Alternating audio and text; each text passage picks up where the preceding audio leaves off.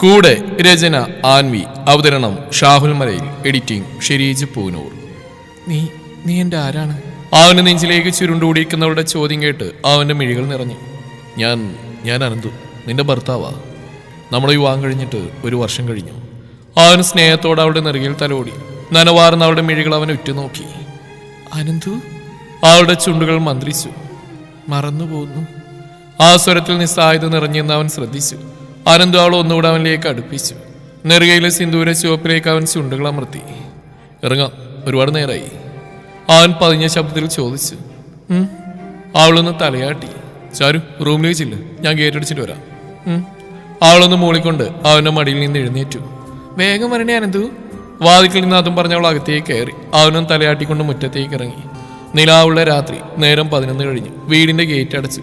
Seat ഔട്ടിലെ light കെടുത്തി. അച്ഛനും അമ്മയും എടുത്തി മക്കളെല്ലാവരും ഉറങ്ങിയിരുന്നു. അവനകത്തേക്ക് ഡോറടിച്ച് തിരിഞ്ഞപ്പോൾ കണ്ടു ആ വലിയ ഹാളിൽ എങ്ങോട്ട് പോകണമെന്നറിയാൻ നിൽക്കുന്ന ചാരുവിനെ. ചാരു മോളെ! വേദനയോടെ വിളിച്ചവൾ അവൾക്കടുത്തേക്ക് ഓടിച്ചെന്നു. വിങ്ങിപ്പൊട്ടിക്കൊണ്ട് അവൾ അവനെ വാരിപ്പുണർന്നു. നമ്മുടെ റൂം ഏതാ അനന്തു? ഞാൻ മറന്നുപോയി. വിതുമ്പിക്കൊണ്ട് അവൾ അവനോട് ചോദിച്ചു. അനന്തു അലിവോട് അവളെ നോക്കി. കണ്ണീരാൽ നനഞ്ഞ അവളുടെ കവിളങ്ങൾ തുടച്ചു കൊടുത്തവൻ ആ പെണ്ണിനെ കയ്യിൽ വാരിയെടുത്തു. നെറുകയിൽ ചുംബനം നൽകി ബെഡ്റൂമിലേക്ക് കൊണ്ടുപോയി ബെഡിൽ കിടത്തി അവനും ഒപ്പം കിടന്നു. അവൾ ആ റൂം മുഴുവൻ കണ്ണോടിച്ചു. തങ്ങളുടെ വിവാഹ ഫോട്ടോ ഫ്രെയിം ചെയ്ത് ചുമരിൽ തൂക്കിയിട്ടുണ്ട്. വേറെ ഒരുപാട് ഫോട്ടോസ്. വിവാഹരാത്രി ആദ്യമായി റൂമിലേക്ക് വന്ന അവൾക്ക് ഓർമ്മ വന്നു. ആ രാത്രി അവന്റെ പുരുഷനെ അറിഞ്ഞ നോവിൽ ആ വിരി നെഞ്ചിൽ മുഖം ചേർത്ത് വിവശതയോടെ കിടക്കുമ്പോൾ വലങ്കാതിൽ ചുണ്ടി ചേർത്തവൻ മൂളി തന്ന പാട്ട് അവൾ ഓർത്തെടുത്തു. അവന്റെ പ്രിയപ്പെട്ട ഗാനം. അനന്തു? അവന്റെ നെഞ്ചിലേക്ക് അവൾ അമർത്തി വെച്ച് അവൾ വിളിച്ചു. മച്ചിലേക്ക് നോക്കി ഗൗരവമായി എന്തോ ആലോചിച്ചിടക്കുകയാണ് അവൻ. ആ പാട്ട് പാടി തരുമോ? ഏതു പാട്ട്? ആ ചോദ്യം ചോദിക്കുന്ന നേരം മതിയായിരുന്നു. അവൾ ആ പാട്ടിന്റെ ഈരടികൾ മറന്നുപോയി. അവളുടെ കണ്ണുകൾ നിറഞ്ഞു. അനന്തു അവളെ നെഞ്ചിലേക്ക് അമർത്തി പിടിച്ചു. കരയിലെ ചാരു. അവനവളുടെ മുടികളിലൂടെ വിരലോടിച്ചു.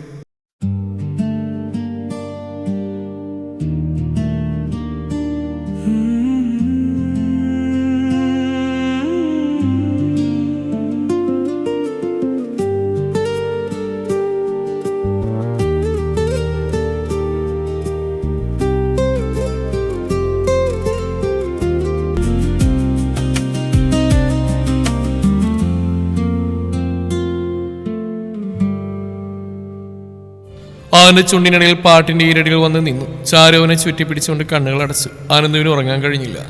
ഓരോ ദിവസം കഴിയുന്തോറും മോശമായി കൊണ്ടിരിക്കുന്ന ചാരുവിന്റെ അവസ്ഥ അവന് വല്ലാതെ ഉലച്ചിരുന്നു. അൾഷിമേഴ്സ്. അതെ, മരണത്തിന് മുന്നേ എല്ലാ ഓർമ്മകളും അവളിൽ നിന്ന് പടിയിറങ്ങും.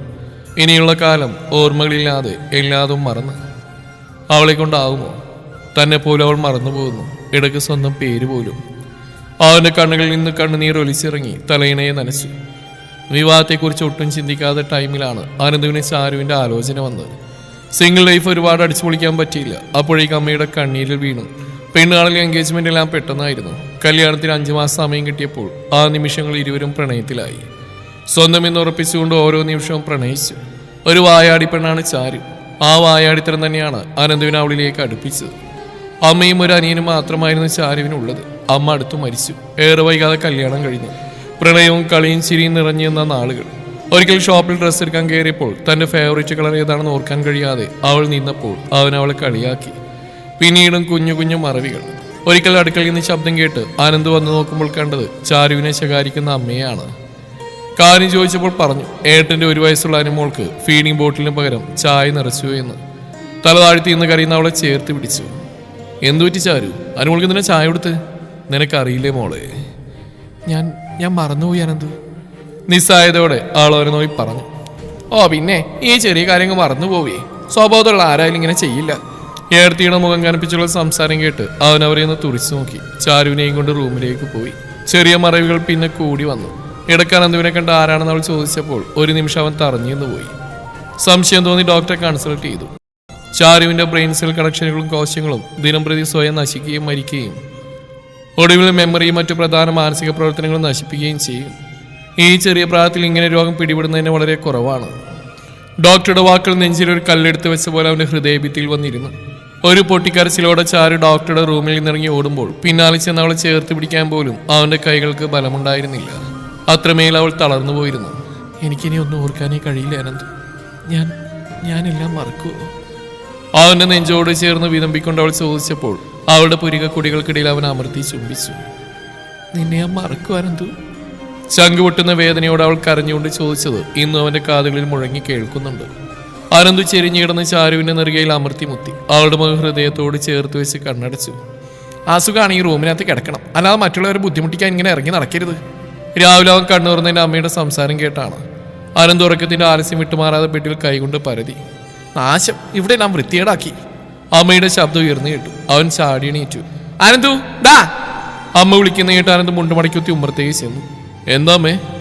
നേ കണ്ടോ നാശം, ഇവിടെ റൂമിൽ ഇരുത്തിക്കൂടെ നിനക്ക്? പിച്ചും പെയ്യും നടക്കുന്ന പോട്ടെ, പക്ഷെ ഇതോ?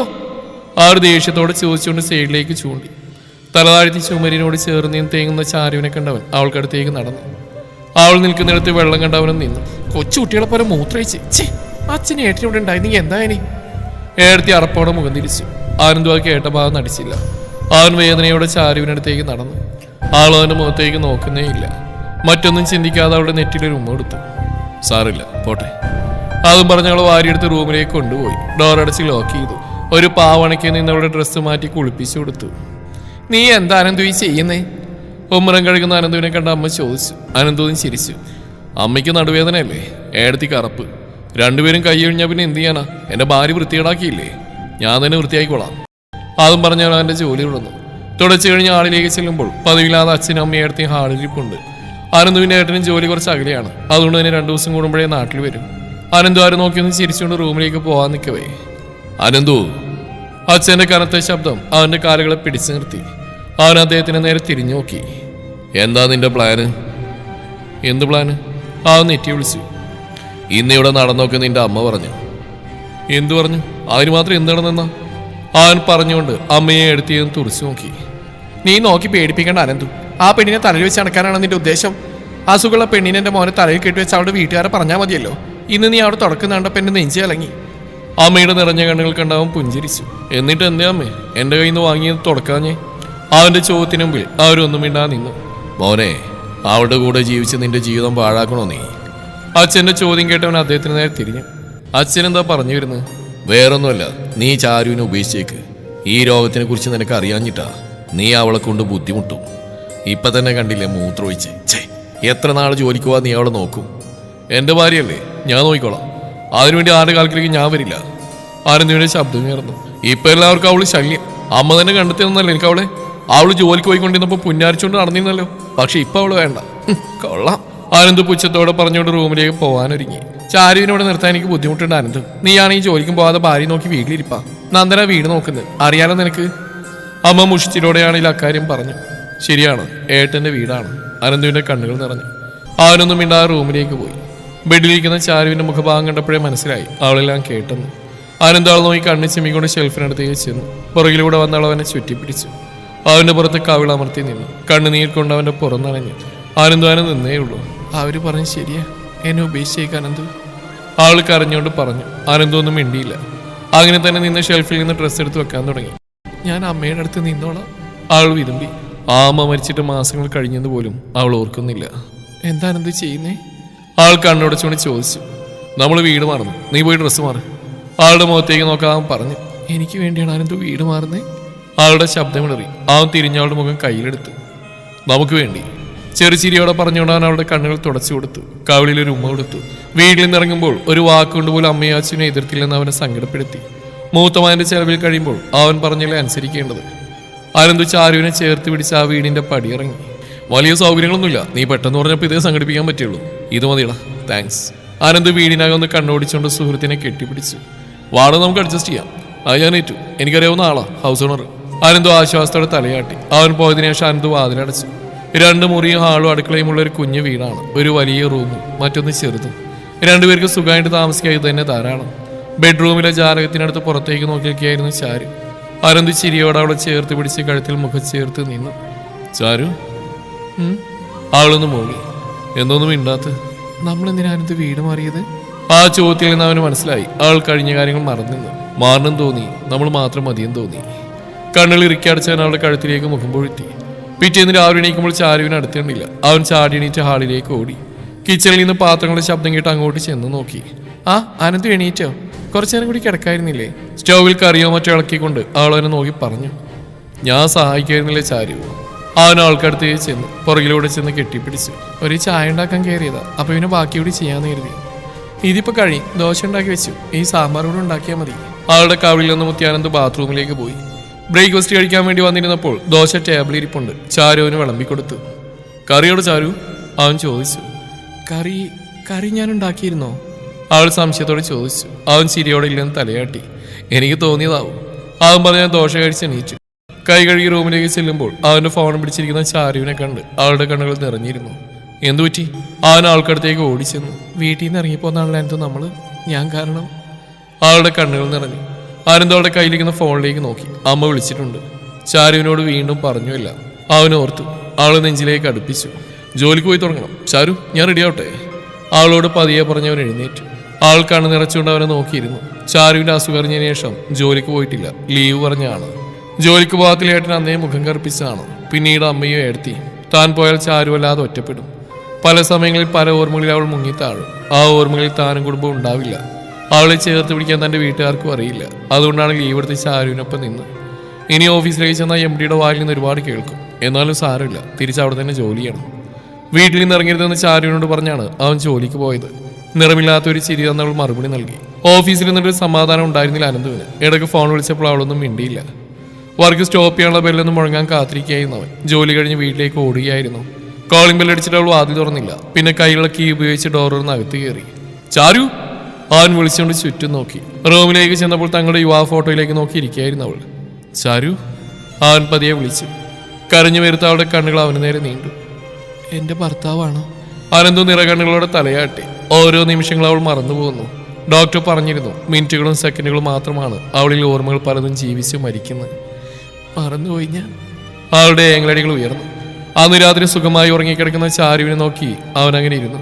ഉറങ്ങാൻ കഴിഞ്ഞില്ല. കളർ പെൻസിൽ എടുത്ത് ചുമരിൽ എന്തൊക്കെ എഴുതിക്കൊണ്ടിരുന്നു. സൂര്യ വെളിച്ചം കണ്ണിൽ തട്ടിയാണ് ചാരു കണ്ണു തുറന്നത്. അമ്മേ! അവൾ പതിയെ വിളിച്ചുകൊണ്ട് തുറന്നു. ആദ്യം തന്നെ കണ്ടത് മേളിൽ പതിയെ കറങ്ങിക്കൊണ്ടിരുന്ന സീലിംഗ് ഫാനാണ്. അനന്തു ലവ്സ് ചാരു ലീഫിൽ എഴുതിയിരിക്കുന്ന വരികൾ അവളുടെ ചുണ്ടുകൾ മൊഴിഞ്ഞു. അനന്തു? ആരാണ് അനന്തു? അവളുടെ ഹൃദയമിടിപ്പ് കൂടി. കണ്ണുകൾ ചുമരിലേക്ക് ചേക്കേറി. അവരുടെ വിവാഹ ഫോട്ടോ ആ വലിയ ചുമരിൽ വലുതാക്കി പതിച്ചിരിക്കുന്നു. വിവാഹം നടന്ന ഡേറ്റും ഫാമിലി ഫോട്ടോയുമുണ്ട്. അവൾ എഴുന്നേറ്റ് അതിനടുത്തേക്ക് ചെന്നു. അമ്മ, സച്ചു. ഫാമിലി ഫോട്ടോയിലൂടെ വിരലോടിച്ചുകൊണ്ടിരിക്കുക അവളുടെ കണ്ണുകൾ നിറഞ്ഞു. റൂമിലെ ചുമരി നിറയെ അവരോടത്തുള്ള ഫോട്ടോസും അവരുടെ പ്രണയ നിമിഷങ്ങളെല്ലാം. വരികളിലൂടെയും ഫോട്ടോയിലൂടെയും ആ ചുമരുകൾ നിറയുണ്ട്. അവൾ ഓരോന്നും നോക്കി ഹാളിലേക്ക് ചെന്നു. ചുമരിൽ അവന്റെ ഫോൺ നമ്പരും പേരും എല്ലാം എഴുതി വെച്ചിട്ടുണ്ട്. ആദ്യമായി കണ്ടതും എൻഗേജ്മെന്റും വിവാഹവും എല്ലാം ഉണ്ട് ഓരോ ഭിത്തിയിലും. അവളുടെ കണ്ണുകൾ നിറഞ്ഞൊഴുകി. സോഫയിൽ കിടന്നുറങ്ങുന്ന അനന്തുവിനെ കണ്ട് അവൾ അവന്റെ അടുത്തേക്ക് ചെന്നു. നിഷ്കളങ്കമായി ഉറങ്ങുന്ന അവന്റെ മുഖത്ത് ചുംബനങ്ങൾ കൊണ്ട് മൂടി. അനന്തു ഞെട്ടി. അവൾ അവനെ ചുംബിച്ചുകൊണ്ടിരുന്നു. അവളുടെ കണ്ണുനീർ അവന്റെ മുഖത്തേക്ക് ഒഴുകിയിറങ്ങി. I love you Ananthu. തേങ്ങിക്കൊണ്ട് അവൾ അവന്റെ നെറ്റിയിലേക്ക് നെറ്റിമുട്ടിച്ചു. അനന്തു അവളുടെ ചുണ്ടുകളിൽ ചുംബിച്ചു. രണ്ടുപേരുടെയും കണ്ണുനീരൊഴുകി ഒന്നായി പരസ്പരം അകന്നു മാറി. അനന്തു അവളെ കയ്യിലേക്ക് വാരിയെടുത്ത് ചുമരിൽ എഴുതി വെച്ചിരിക്കുന്ന ഓരോന്നും വീണ്ടും പറഞ്ഞു കൊടുത്തു. അതെല്ലാം കാണുമ്പോൾ മാഞ്ഞു പോകുന്ന ഓർമ്മകൾ അവൾക്ക് ഓർമ്മ വരുമെന്ന് അവൻ അറിയാമായിരുന്നു. ഇനി മുതൽ അവളുടെ ലോകം ആ വീടാണ്, ഒപ്പം അവളുടെ അനന്തു. ഞാനിനി എന്നും ഇങ്ങനെയായിരിക്കും അനന്തു. വിവാഹ ഫോട്ടോയിലൂടെ വിരലോടിച്ചവൾ ഇടറിയ സ്വരത്തിൽ അനന്തുവിനോട് പറഞ്ഞു. അവനവളെ തലമുടിയിൽ ചുണ്ടമർത്തി. അതിനെന്താ, ഞാനുണ്ടാവും എൻ്റെ പെണ്ണിൻ്റെ കൂടെ.